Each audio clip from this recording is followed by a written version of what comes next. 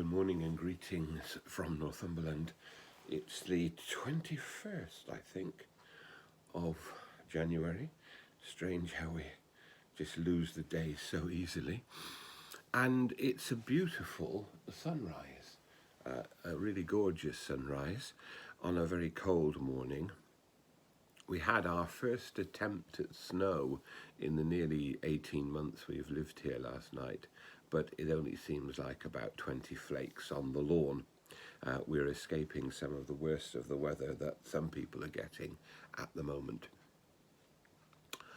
Like many people last tea time, I spent a couple of hours looking at the TV, looking at the inauguration of President Joe Biden and Vice President Kamala Harris. It was an amazing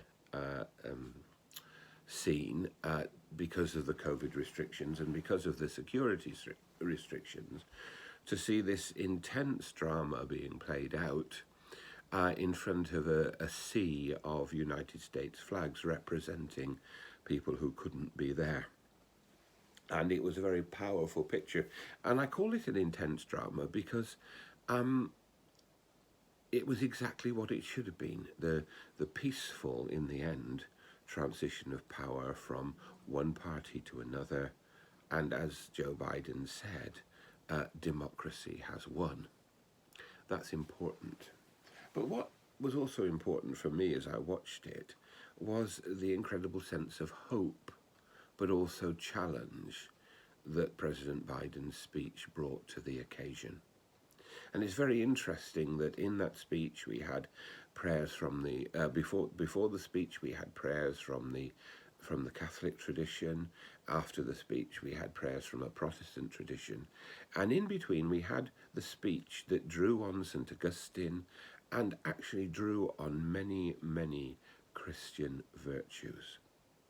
And it seemed to me that what he said was that we have incredible challenges: the pandemic, inequality, racism, and above all we have the threat to our planet and to climate at the moment. And all of these things require our action, and not the action of one person or one party, but the action of the whole country, and indeed the action of the whole world. And he immediately re-engaged the United States in the climate change program, and also I think is moving back into the World Health Organization at this same time. So for me, these were things that were full of hope.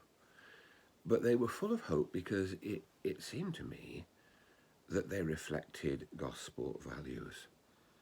In our gospel today, the crowds are coming to Jesus because he's giving them hope. So many crowds that he has to sort of draw out into a boat on the sea as a sort of mobile pulpit so that the crowds don't overwhelm him.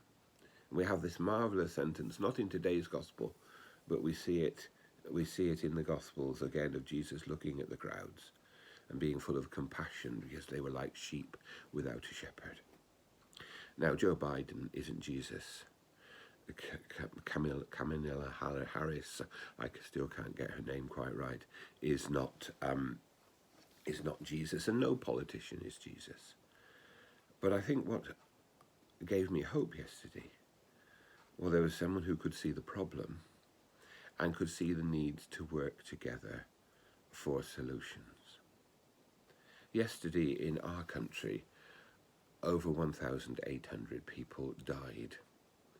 That's approaching the population of my benefice. Maybe my benefice is just over 2,000 people. It's certainly bigger than the population of any village in my benefice. It's a truly terrible amount of people. And we don't have a clear road out of this situation. But we need hope. And we need to ask of our leaders, political leaders, medical leaders, Parliament, that they work together, because no one person has the answer, that we all have to play our part in finding a way forward. And what I was filled with hope was yesterday was that I saw someone who seemed to be saying, we have to work together because the problems are really crucial. Let's pray that we can all play our part at a local level, at a national level, and an international level to meet the challenges and the needs of our age, and to meet them in the spirit of the gospel, in the spirit of the one who came to bring healing and justice and peace, and to enable everyone to flourish. May God bless us all.